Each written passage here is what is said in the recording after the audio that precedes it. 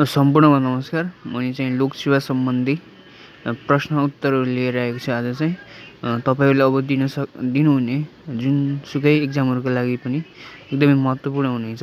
यो प्रश्न उत्तरहरू चाहिँ एकदमै ध्यान दिएर अन्त्यसम्म भिडियो हेरेर साथ दिनुहोला। आजको लागि पहिलो प्रश्न रहेको छ, नागरिक बडापत्रको लागि सुरुवात गर्ने देश कुन हो? नागरिक बडापत्रको सुरुवात गर्ने देश कुन हो? यसको सही एन्सर रहेको छ बेलायत। नागरिक बडापत्र चाहिँ बेलायतबाट सुरु भएको हो। त्यसै गरी दोस्रो प्रश्न रहेको छ, नेपाललाई कहिले विफरमुक्त घोषणा गरियो? दोस्रो प्रश्न, नेपाललाई चाहिँ कहिले विफरमुक्त घोषणा गरियो भने छ। यसको सही एन्सर रहेको छ विक्रम सम्वत 2032 वैशाख 1 गते चाहिँ विफरमुक्त घोषणा गरियो। 3 नम्बर प्रश्नमा रहेको छ, यो पनि एकदमै महत्त्वपूर्ण प्रश्न हो। दिगो विकासका कतिवटा सूचक रहेका छन् भनेको छ। दिगो विकासमा चाहिँ कतिवटा सूचक रहेका छन् भनेको छ। यसको सही एन्सर रहेको छ 169वटा सूचक रहेका छन् दिगो विकासमा। त्यसै गरी प्रश्न नम्बर 4मा रहेको छ, ISO 5000 यानि कि ISO 5000 कुन विषयसँग सम्बन्धित छ? ISO 500 कुन विषयसँग सम्बन्धित छ?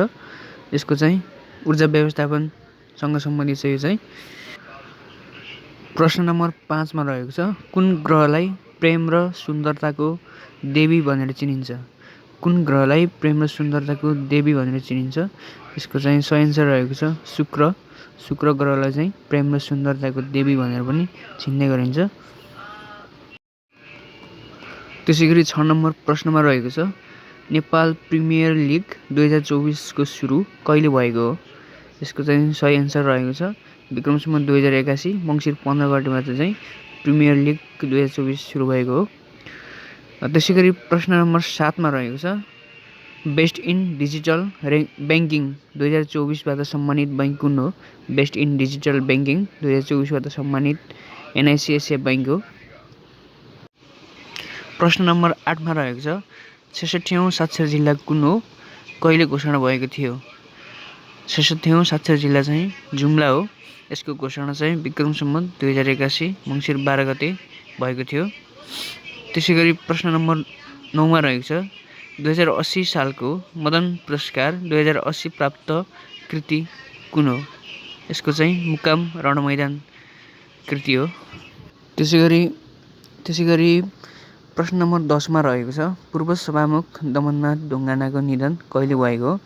यो चाहिँ एकदमै भर्खर हुनुभएको हो। यो चाहिँ महत्त्वपूर्ण पनि हुनसक्छ। पूर्व सभामुख दमननाथ ढुङ्गानाको निधन कहिले भएको हो? यसको चाहिँ सही एन्सर रहेको छ विक्रम सम्वत 2081 मङ्सिर 2 गते निधन भएको थियो। त्यसै गरी प्रश्न नम्बर 11मा रहेको छ, सल्ले विमानस्थल कहाँ पर्दछ?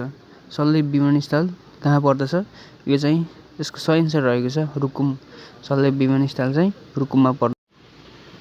त्यसै गरी प्रश्न नम्बर 12मा रहेको छ, BBC 100 प्रतिभावान महिलाको सूची 2024मा पर्ने महिला को हुन्? नेपाली महिला को हुन्? 2024मा पर्न सफल नेपाली महिला को हुन्? यहाँ चाहिँ प्रश्न मिस्टेक भएछ। सिलसिला आचार्य 100 प्रतिभावान महिलाको सूचीमा नेपाली महिला चाहिँ सिलसिला आचार्य पर्नुभएको।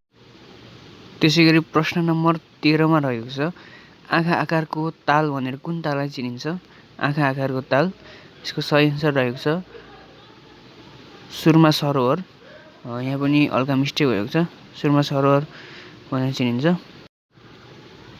त्यसै गरी प्रश्न नम्बर 14मा रहेको छ, बाघ गणना कति वर्षमा गरिन्छ भनेको छ। बाघ गणना चाहिँ 4 वर्षमा गरिन्छ। त्यसै गरी प्रश्न नम्बर 15मा रहेको छ, सरकारी सेवा गठन नेपालको संविधानको कुन धारामा रहेको छ? सरकारी सेवा गठन चाहिँ नेपालको कुन धारामा रहेको छ भन्दा यसको सही एन्सर रहेको छ धारा 285। आजलाई प्रश्न यति नै रहेको थियो। जति पनि साथीहरूले हेरेर साथ दिनुभयो तपाईँ सम्पूर्णलाई धन्यवाद दिन चाहन्छु र मेरो युट्युब च्यानललाई सब्सक्राइब गरिदिनु होला र मैले नयाँ यस्तै सेवा सम्बन्धी जानकारी लिएर आउनेछु। धन्यवाद।